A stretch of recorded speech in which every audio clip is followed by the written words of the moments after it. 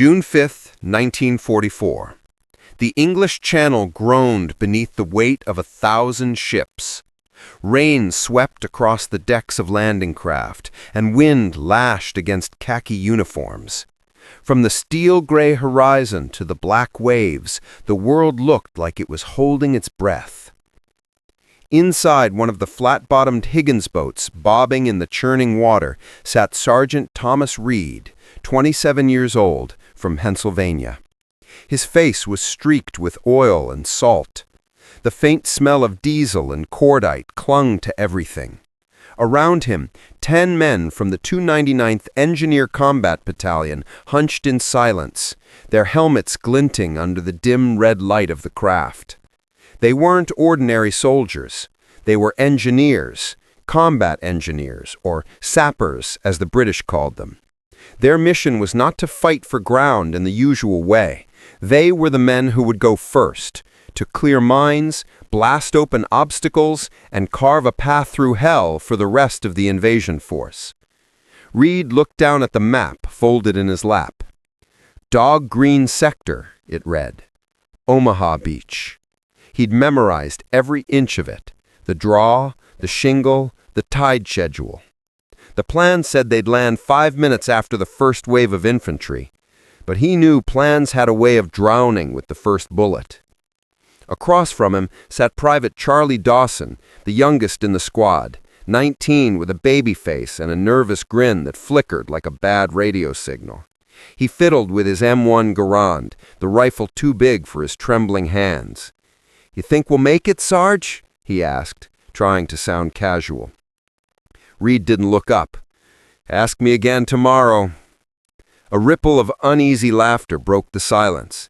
Behind Gosson, Corporal Vincent Russo, a wiry New Yorker with a cigarette perpetually hanging from his mouth, muttered, "If we make it to tomorrow, I'm buying you a drink that'll make you forget your own name." Their commanding officer, Lieutenant Mark Harlan, stood near the front of the craft, checking his watch. The glow from his wristwatch was the only light that touched his square, determined face. He'd been an engineer before the war, bridges in Missouri, not beaches in France. Now his job was to lead men with explosives instead of blueprints. "All right, listen up," Harlan shouted over the engine roar. "We hit the beach right behind the 116th Infantry. They clear the first 50 yards, we clear the rest. You see obstacles, hedgehogs, stakes, mines, mark them and blow them. We clear a 50-yard lane for the armor. Got it?" A few nods, a few, "Yes, sir." No one spoke loudly. The sea was already loud enough. Reed checked his gear again. Bangalore torpedoes, a pack of TNT, wire cutters, and the lucky silver coin he kept in his pocket, a gift from his sister before he shipped out. "Keep your head down," she'd said. "Don't play hero." He'd promised, but promises were made in peacetime. Across the channel. The channel crossing was slow, brutal, and cold. The wind whipped spray into their faces, turning the air into saltwater needles. Men retched over the sides of the landing craft. Some prayed. Others smoked in silence, letting the nicotine chase away the fear. In the distance, the horizon flashed. The naval bombardment had begun. Hundreds of Allied ships hurling shells toward the French coast. The thunder rolled across the water, echoing like the sky was tearing open. Reed felt it in his chest, that dull, rhythmic pounding of distant guns. Each explosion meant one thing: the invasion had begun. Dawson leaned toward him, eyes wide. "That's got to wipe them out, right? No one could survive that." Reed didn't answer. He'd been in North Africa. He'd seen German bunkers shrug off artillery like rain on concrete. The Atlantic Wall wasn't built by amateurs. The engineers knew, no matter how many shells fell, there'd still be mines, traps, wire, and machine guns waiting for them. The night bled into dawn. A sickly gray light broke over the sea, revealing the Armada, an endless sprawl of ships, destroyers, transports, landing craft, all crawling toward the coast like iron insects. The radio on Harlan's belt crackled with static. A voice came through. "All units, this is Overlord Command. Proceed to assigned sectors. Good luck. Godspeed." That last word, Godspeed, hung in the air like a prayer. H-hour -30. They could see France now. At first it looked peaceful. Green bluffs, low clouds, a thin strip of beach. But as the Higgins boats drew closer, the illusion shattered. Smoke rose from the coastline. Flashes of gunfire sparked from concrete pillboxes. The sea around them erupted with fountains of water as German shells found their range. "Keep your heads down," Harlan shouted, crouching low. The coxswain swore under his breath as a near miss rocked the craft. Salt water splashed over the men, drenching their packs. Reed gripped the metal edge of the boat until his knuckles turned white. His mind tried to focus, not on death, not on fear, but on procedure. Cut the wire, clear the mines, mark the path. Simple steps. If you stopped thinking about the whole beach, it almost felt manageable. A shell exploded close enough to rattle his teeth. A fragment tore through the side of the boat, grazing Russo's shoulder. "Jesus Christ!" Russo yelled. Clutching the cut, blood soaked his sleeve, but he was still conscious. "Hold on," Reed shouted, pressing a bandage over the cut. "You'll live." Russo forced a grin. "You owe me that drink, Sarge." Reed smirked. "You buy." The beach. 6:36 a.m. The ramp slammed down with a metallic clang, and chaos swallowed everything. The first man out was cut down instantly, a burst of machine gun fire stitched across the opening. The sea turned red. "Get out! Go! Go!" Harlan yelled, shoving the men forward. They plunged into chest-deep water, packs dragging them down. The air screamed with bullets. Mortars exploded in the surf, tossing water and bodies skyward. Reed's boots hit the sand, if it could be called sand. It was a killing field of barbed wire, twisted steel, and craters. Dead men floated face down beside shattered boats. Smoke and fog blurred the horizon. He crawled behind an iron obstacle, a Czech hedgehog, as bullets hissed overhead. To his left, Harlan and two others were already setting up charges on a row of wooden stakes topped with mines.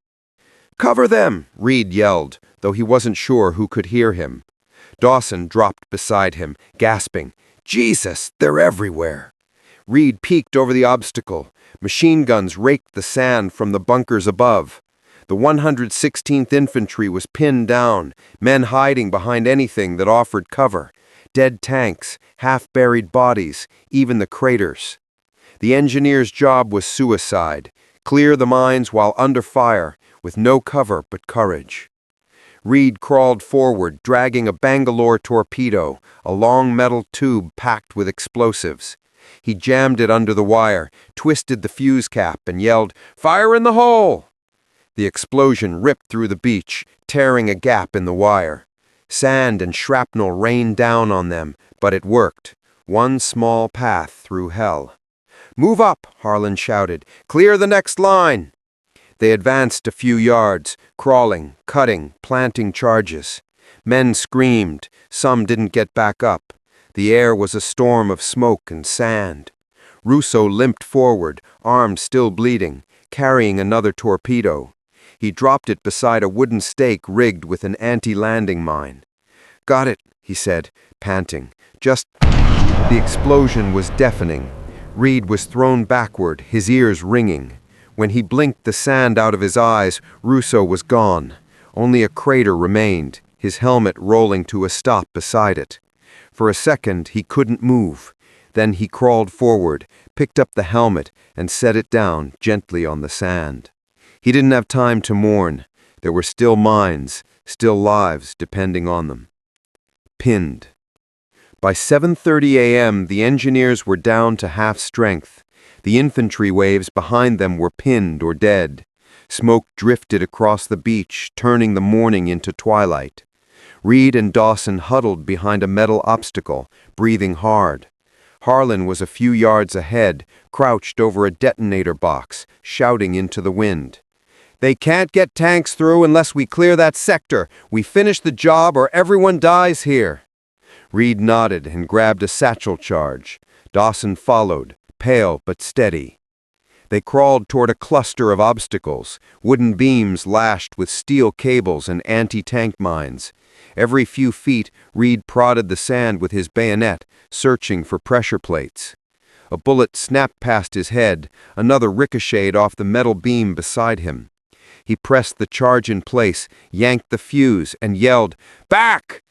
The explosion ripped another hole in the defenses. Through the smoke he could see movement, infantry finally pushing forward, taking cover behind the gaps the engineers had opened. For the first time that morning, Reed allowed himself to believe they might actually survive. But then he saw it, the flicker of a muzzle flash from the bluff above. A German MG-42, its barrel glowing red, cutting through the ranks below. "Machine gun nest, top of the bluff!" he yelled. Harlan pointed. "We need that thing gone or we're finished." Reed grabbed a satchel charge, slung it over his shoulder and started crawling toward the base of the hill. Dawson followed without a word. They moved through bodies, through wire, through smoke thick enough to choke on. Every foot forward felt like a mile. When they reached the base of the cliff, Reed turned to Dawson. "You stay here. Cover me if you can." Dawson's lips trembled. "Sarge, that's an order." Reed ran, sprinted up the slope through loose sand and broken rock, bullets tearing around him. He hurled the charge toward the bunker's slit and dove flat. The explosion shook the earth. Smoke and debris poured out of the opening. For a moment, everything was silent, except for the sea. He lay there, chest heaving, staring up at the gray sky. The machine gun was silent now. Aftermath of the first hour. By 8:30 a.m., the first American tanks had made it through the cleared lanes. Infantry regrouped, pushing up the bluffs. The engineers had done their job, but at a terrible cost. Half the 299th were gone. The beach was littered with twisted steel and fallen men. Reed sat on the sand, exhausted, staring at the horizon. His hands were shaking. Harlan limped over, his uniform torn, face smeared with soot. "You did good, Sergeant," he said quietly. "Your men made it possible." Reed didn't answer. He just looked at the helmet beside him, Russo's helmet, half buried in the sand. The wind blew over the beach, carrying the smell of salt and smoke. Somewhere behind them, the ocean kept rolling in, as if the sea itself didn't care who lived or died. And up ahead, through the smoke, the cliffs of Normandy waited, the next step of an invasion that would change the world. The beach was still burning when the order came to move. It was mid-morning, and the tide had begun to swallow the bodies left near the surf. The air smelled of cordite, blood, and salt. The scent of victory and loss mixed together until they were the same thing. The sky above Omaha was pale and washed out, as if even the heavens were too exhausted to shine. Sergeant Thomas Reed stood beside a destroyed obstacle, the sand around him blackened by explosions. His uniform was torn, and a long scrape ran down his cheek where shrapnel had grazed him. In one hand, he still clutched the detonator he'd used to blow the wire. In the other, Russo's helmet. "Leave it, Sarge," said Private Dawson, his young face ghost white beneath the grime. "We gotta move." Reed hesitated. Then he set the helmet gently atop a wrecked hedgehog, a small memorial on a beach already full of them. "All right," he said quietly. "Let's go." They joined what was left of Lieutenant Harlan's platoon, a ragged line of men climbing the slope that led from the sand to the bluffs above. Smoke drifted around them, mixing with the smell of burned powder and the faint stench of death. Somewhere up ahead, German MG-42s still chattered intermittently, firing down on the beach below.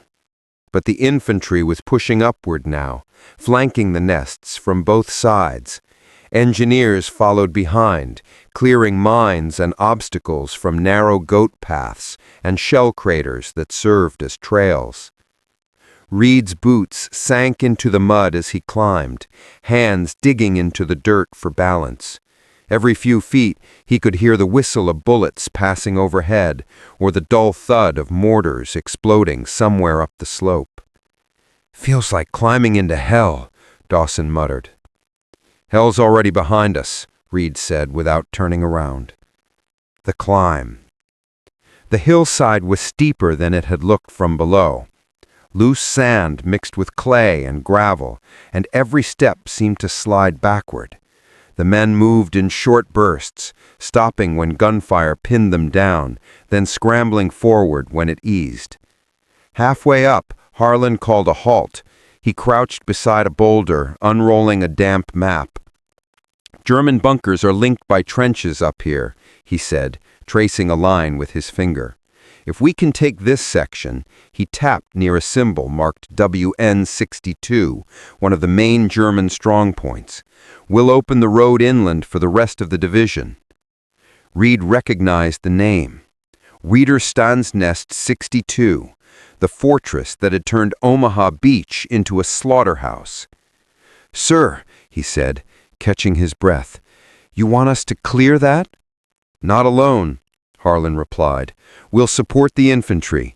They need demo charges to take the bunker. You've got the charges."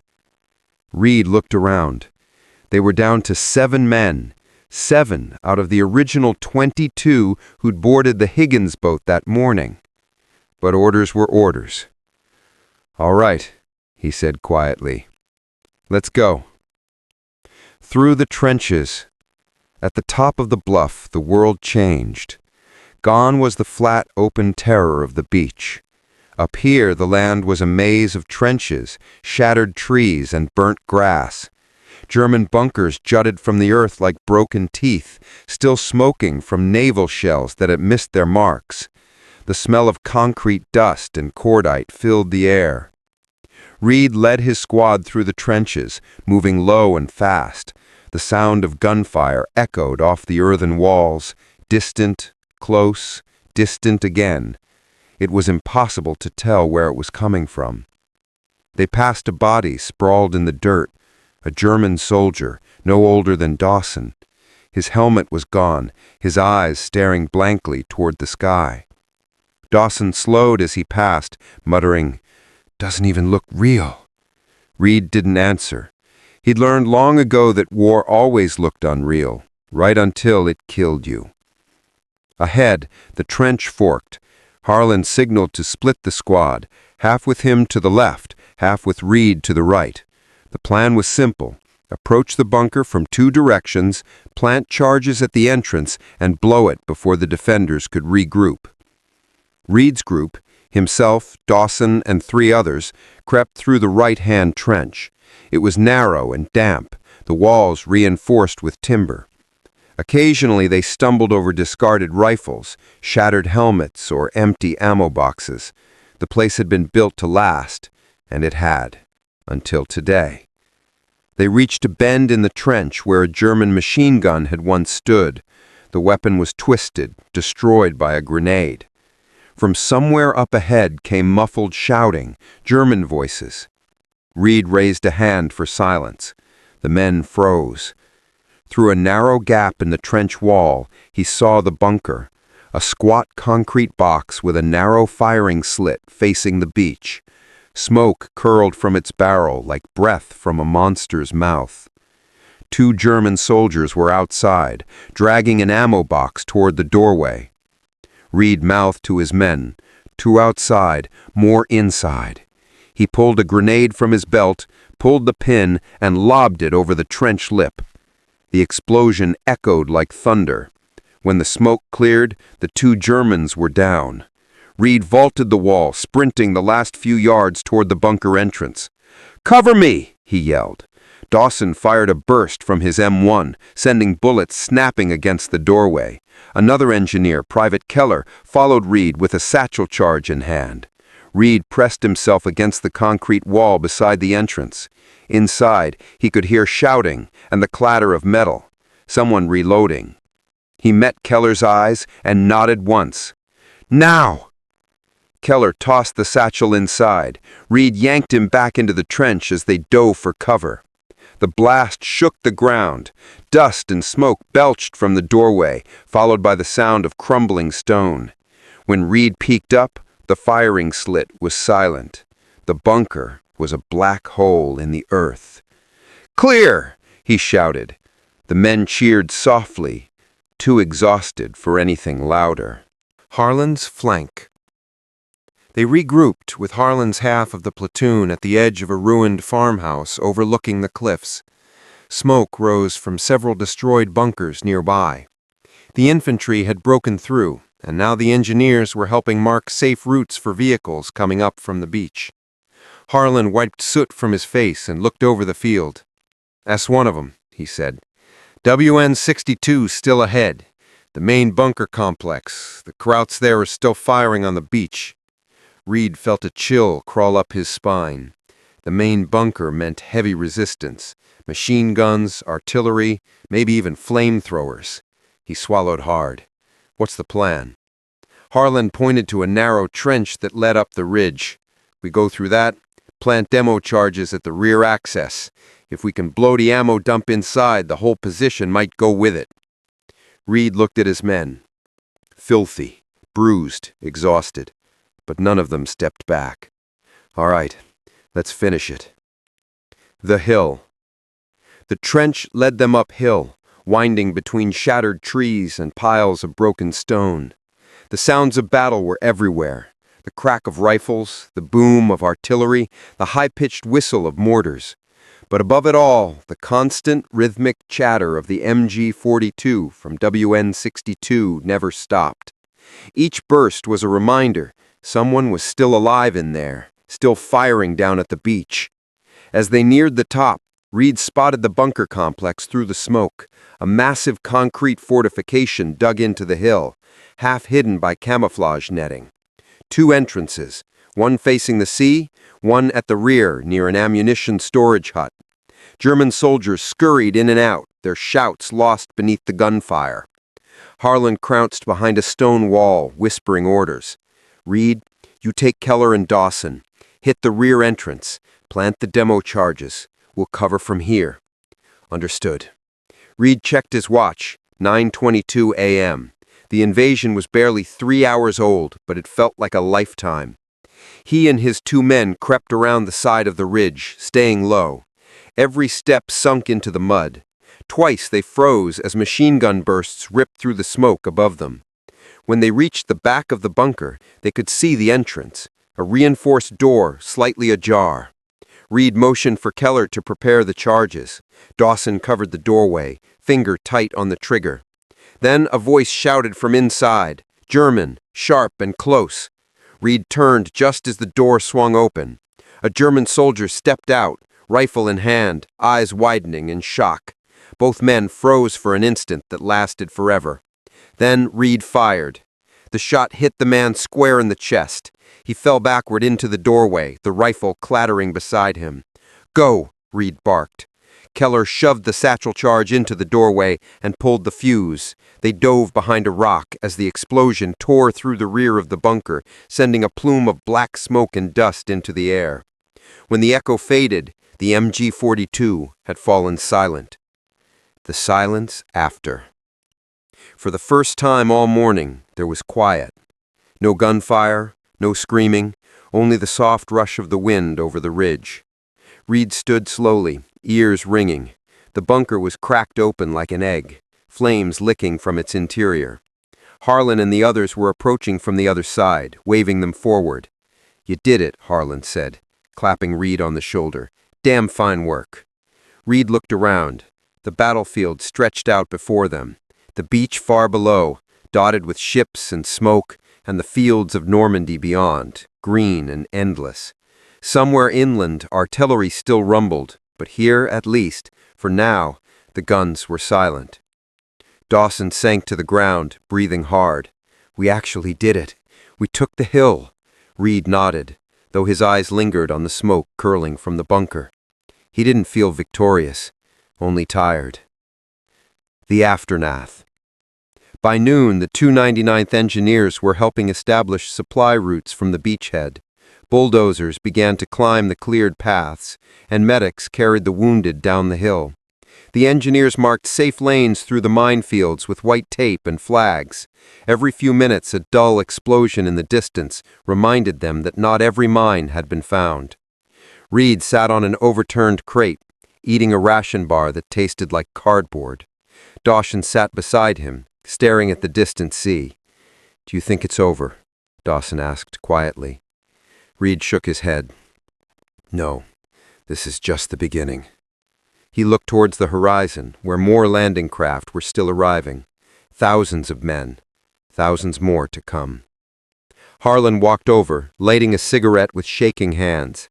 His eyes were red-rimmed from exhaustion. "Command says we move inland tomorrow. Bridges, roads, maybe some demo work if we hit resistance."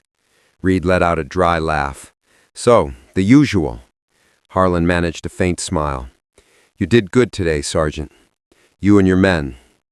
Reed glanced at the beach below. The broken metal, the scattered bodies, the smoke rising in thin gray trails. "Not all of them," he said quietly. Nightfall. That night they camped near the ruins of the farmhouse. The sea wind was cold, and the sky was streaked with orange from the fires still burning along the coast. Somewhere in the distance, sporadic gunfire echoed, the sound of other men still fighting, still dying. Reed lay awake, staring at the stars through the smoke. His ears still rang, and every time he closed his eyes he saw the flash of explosions on the beach. He could still hear Russo's voice laughing in the boat. "You owe me that drink, Sarge." He reached into his pocket and pulled out the silver coin, the one his sister had given him. He rubbed it between his fingers, feeling the cold metal against his skin. "Keep your head down," she'd said. He hadn't, but somehow he was still alive. He wondered for how long. The morning after Omaha was strangely quiet. A thin fog hung over the Normandy hills, softening the wreckage that littered the countryside. Charred vehicles, broken rifles, helmets scattered among hedgerows, silent remnants of the day before. The sea was still visible behind them, a dull silver sheet stretching into the horizon, crowded with ships. But up here, in the rolling fields of France, a new battle was beginning. Sergeant Thomas Reed sat on the back of a jeep, chewing a piece of hard biscuit and watching his men clean their equipment. Their uniforms were still stiff with salt and grime. The faces that had come through Omaha Beach were older now, even those who were barely 20. "Feels wrong, don't it?" said Private Dawson, tightening the straps on his pack.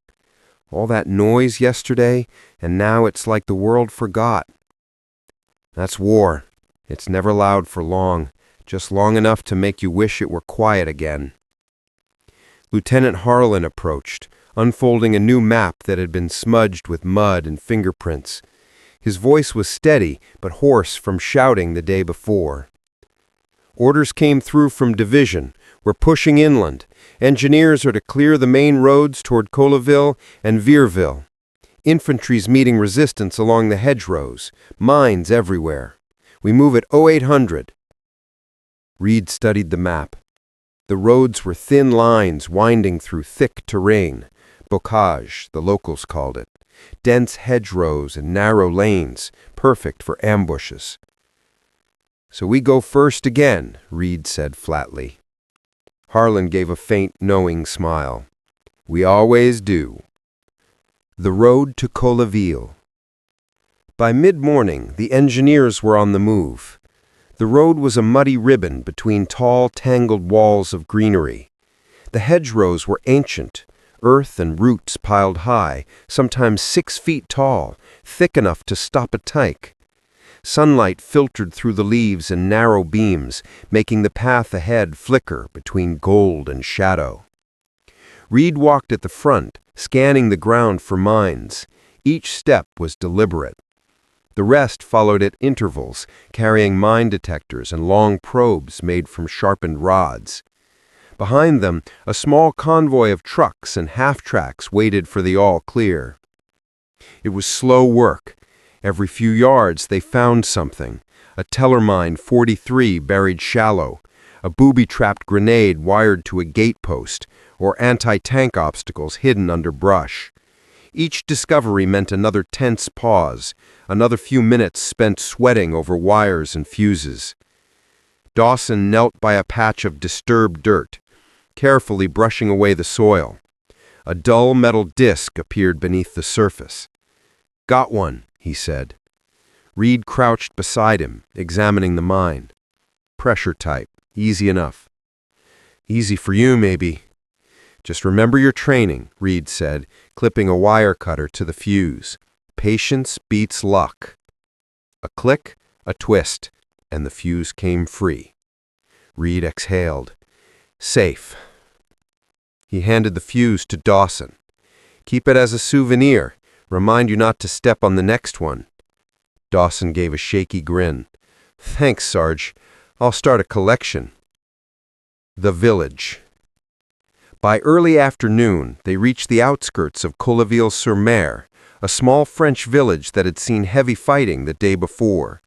The air smelled of smoke and dust. Houses were pocked with bullet holes, and one corner of the church had collapsed. As they entered, a few civilians emerged from cellars, thin, frightened faces peering from the ruins. An old man with a cane approached, speaking rapid French. Reed caught only fragments. "Les Allemands, partis, mines, partout." "Germans gone," Harlan translated roughly, "but the place is mined." "Figures," Reed said. "Let's clear the square first." The engineers spread out, sweeping the cobblestones with their detectors. Every few seconds the device clicked, and someone knelt to dig. In one doorway, they found a tripwire stretched across the frame, attached to a grenade. Another house hid a mine under the front step. The retreating Germans had left the whole village rigged like a trap. While they worked, a little girl, maybe 8 years old, peeked from behind her mother's skirt. Her hair was tangled, her eyes wide with curiosity. She clutched a small stuffed rabbit, its ear torn off. Reed smiled faintly and crouched down. "Hey there," he said softly, knowing she couldn't understand the words. He pointed at the toy. "Nice rabbit." She tilted her head, then smiled, a quick, shy flicker, before her mother pulled her back toward the cellar. Dawson watched them disappear. "I guess we're not the only ones who got lucky yesterday." Reed nodded, his gaze following the smoke drifting from the rooftops. "Luck's about all anyone has left." Ambush. The engineers cleared the village by mid-afternoon and continued west toward Vierville. The terrain grew tighter, the hedgerows taller. Visibility dropped to almost nothing, the kind of country where the enemy could be 20 feet away and unseen. Reed's gut tightened. Eyes open, Germans love this kind of ground. They advanced slowly, detectors sweeping, boots crunching on gravel. Birds had returned to the trees, their chirping unusually loud after the silence of war. The sound made Reed nervous. Nature always went quiet before trouble. He was about to call a halt when a sharp crack split the air. A bullet hit the dirt near his boot. "Ambush! Down!" he shouted. The road erupted in gunfire. Machine guns rattled from somewhere in the hedges ahead. Bullets tore through leaves, kicking up dust and splinters. One of the engineers fell, screaming, his detector clattering to the ground. "Cover fire!" Harlan yelled, dropping to one knee and firing toward the flashes in the hedge. Reed crawled behind a low ditch, dragging Dawson with him. "Can you see them?" Dawson shouted, returning fire. The ambushers were well hidden, a handful of German soldiers left behind to slow the Allied advance. They fired short, controlled bursts, then disappeared deeper into the foliage. Reed knew staying on the road meant death. We flanked them through the ditch. Keller, you with me? He and Keller crawled along the shallow ditch that paralleled the road, mud soaking their sleeves. The sound of gunfire pounded in their ears. When they reached a gap in the hedge, Reed tossed a grenade through. The explosion shredded branches and sent dirt flying. He burst through the gap, rifle raised, and saw two Germans stumbling back, disoriented. He fired twice. Both went down. "Clear here," he shouted. Harlan's men pushed forward, sweeping the hedge line. The firefight lasted only minutes, but it felt like hours. When the shooting stopped, the only sounds were the crackle of burning brush and the distant rumble of artillery inland. "Everyone accounted for?" Harlan called. "2 wounded, 1 dead," Reed said grimly. Dawson crouched beside the fallen man. Private Ellis, the quiet one who'd carried extra wire spools. His helmet was gone, and his face was calm, almost peaceful. Dawson swallowed hard. He survived the beach just to die on a damn road. Reed put a hand on his shoulder. So did a lot of good men. We move him off the road, mark the spot. Graves detail will handle the rest. A French farm. As evening fell, the squad reached an abandoned farmhouse overlooking a wide valley. The hedgerows broke here, revealing green fields dotted with haystacks. It was quiet, too quiet, but they needed rest. Harlan decided to bivouac for the night. Reed and Dawson checked the barn for traps. None. Inside, the air smelled of hay and rust. Sunlight filtered through the cracks in the wood, painting golden stripes on the floor. They found a half-empty wine bottle on a table, dusty but intact. Dawson grinned. "Think it's drinkable?" Reed shrugged. "After yesterday, I'd drink motor oil." They passed the bottle back and forth, the wine sour but warm. Outside, the rest of the men set up camp, cooking what passed for dinner: canned beans, a few hard biscuits, and coffee thick as tar. When the sun dipped behind the hills, the sky turned crimson, the same color as the fires that still burned along the coast. Dawson leaned back against a beam. "You ever think about home, Sarge?" Reed stared at the fading light. "Every damn minute." "Where are you from again?" "Pennsylvania. Small town. Quiet. Used to build bridges before the war." Dawson chuckled softly. "Guess that came in handy." "Yeah," Reed said, smiling faintly.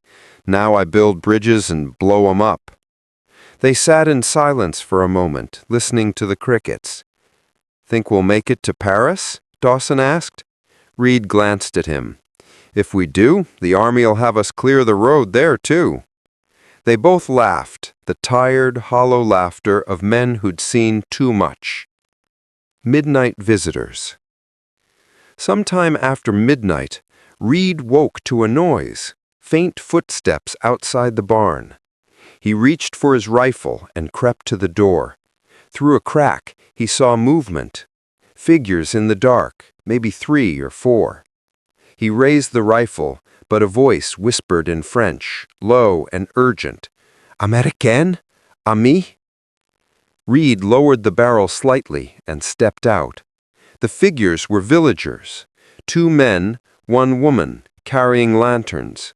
The older man, dressed in worn overalls, stepped forward, speaking rapidly.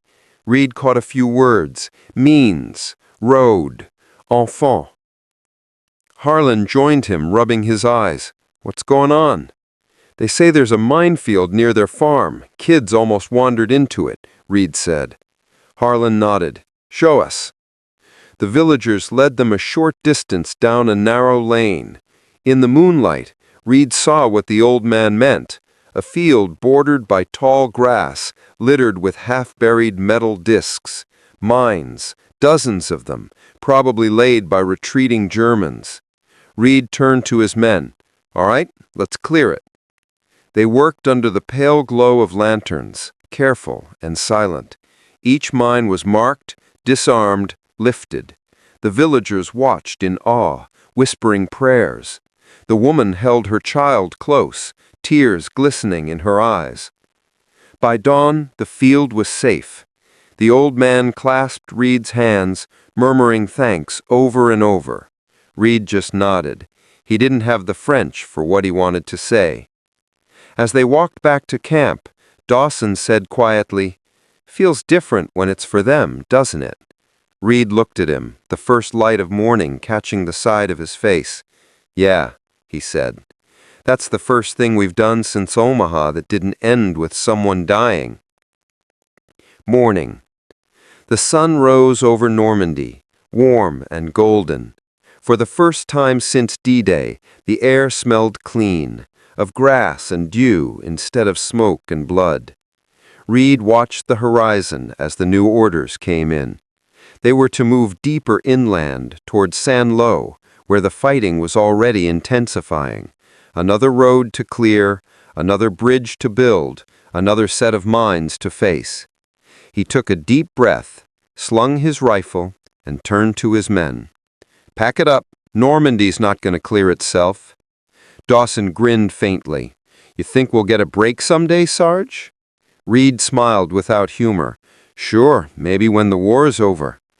He started walking down the dirt road, the others falling in behind him, silhouettes against the morning sun, heading once more towards the unknown. Behind them, the French villagers watched in silence, standing by the cleared field, a reminder that even in the ruins of war, there were still men who built paths instead of graves. The rain started before dawn. It came down in thin, cold sheets, turning the Norman earth into a slick brown paste that clung to everything: boots, rifles, wheels, even the men's faces.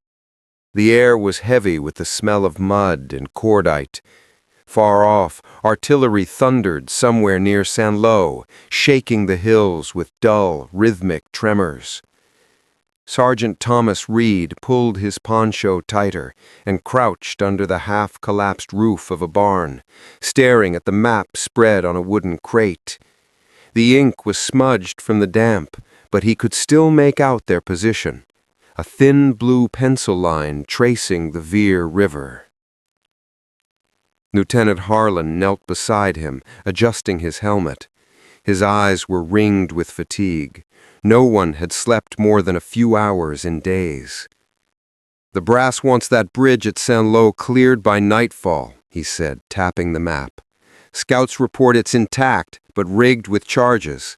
The Krauts plan to blow it when we get close." Reed studied the contour lines.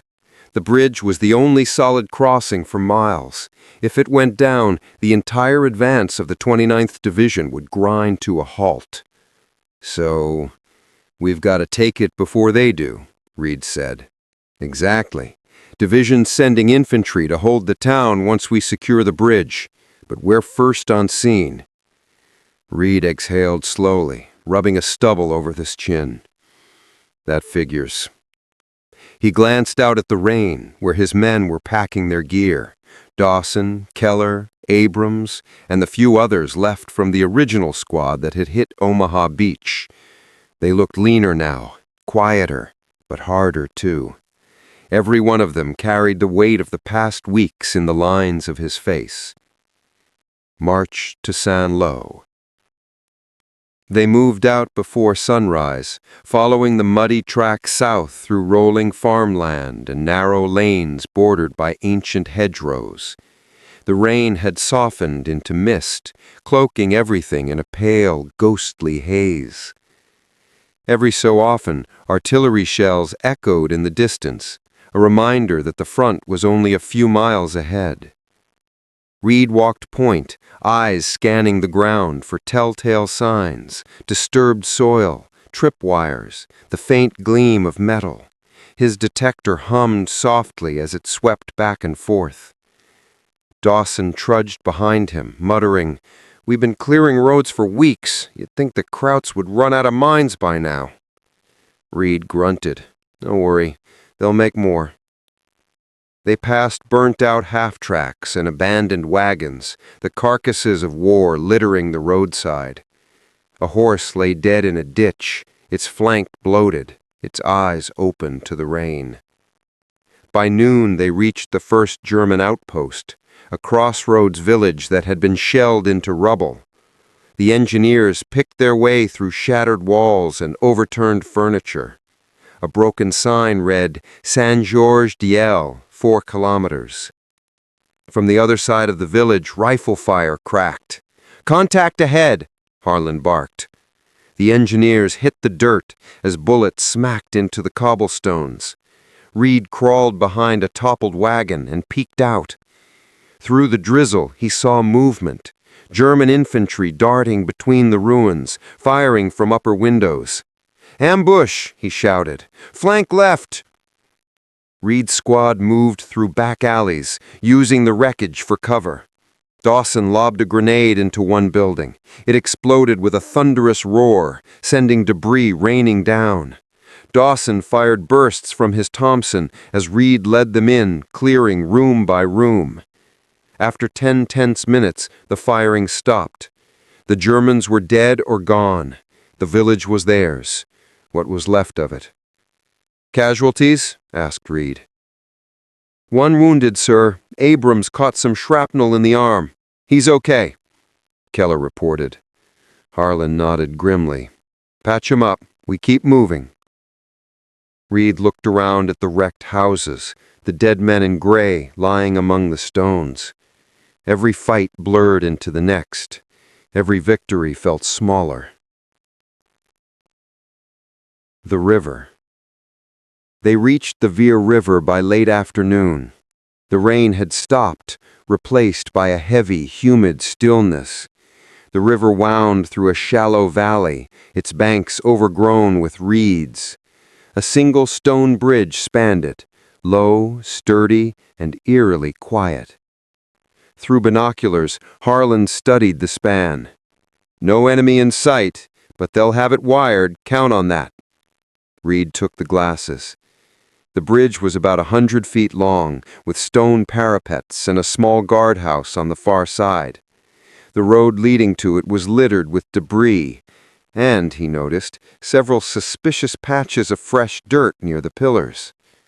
"Mines," he muttered, "and probably charges underneath."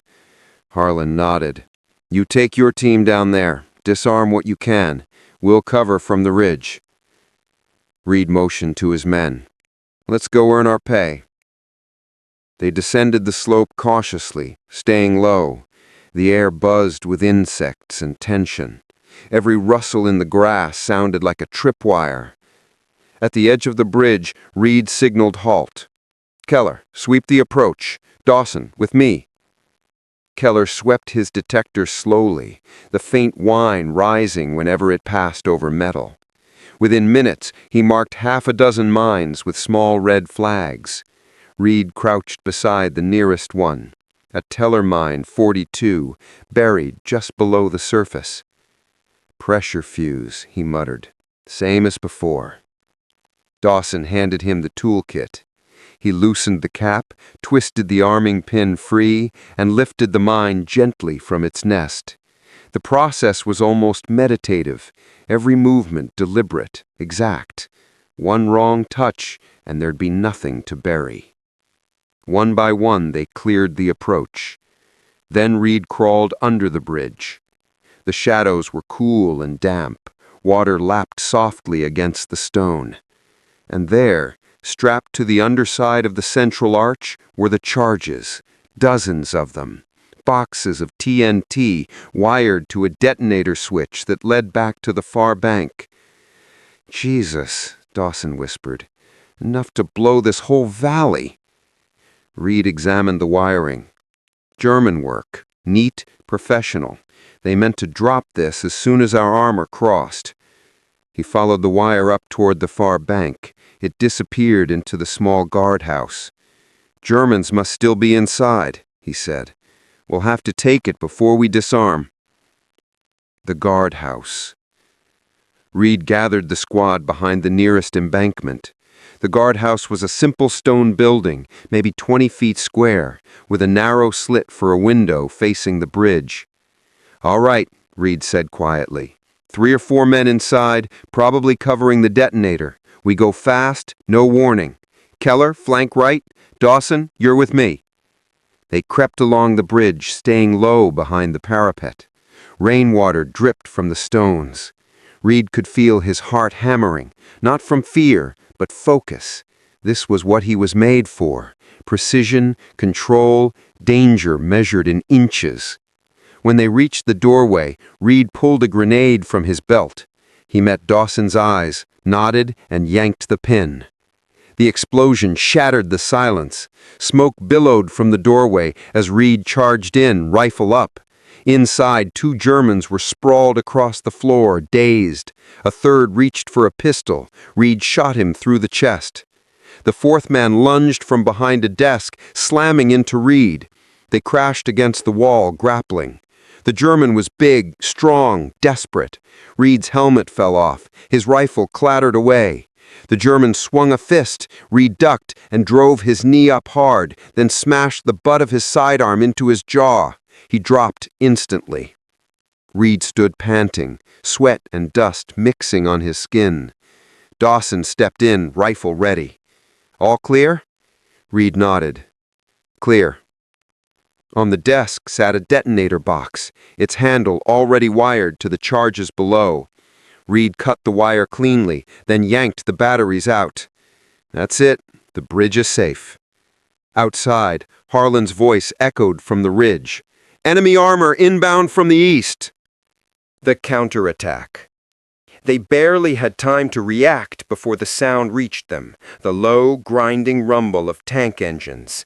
Reed rushed to the window and saw them, 2 Panzer IVs rolling down the far road, followed by infantry. "Positions!" Harlan shouted. "Hold the bridge!" Reed's squad scrambled for cover. Keller set up the Browning machine gun on the parapet. Dawson grabbed a bazooka from their pack. The 1st Panzer fired. The shells smashed into the far bank, throwing up dirt and shrapnel. The ground shook. "Range 200, Reed yelled. "Wait till they hit the open." The Panzer crept forward, its gun sweeping side to side.